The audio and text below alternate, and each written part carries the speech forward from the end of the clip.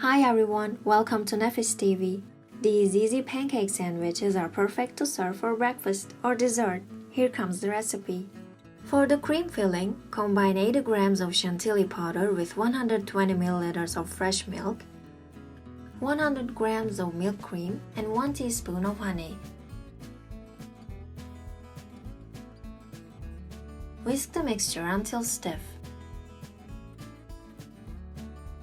Refrigerate the cream for 30 minutes.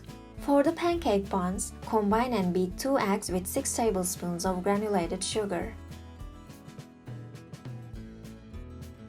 Add 3 tablespoons of vegetable oil, 400 milliliters of fresh milk,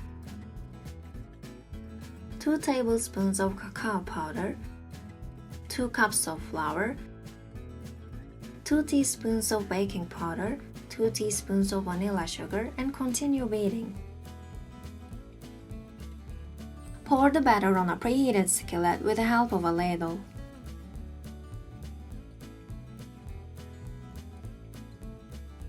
Fry until a little brown on base and bubbling on top, then flip it over and cook the other side.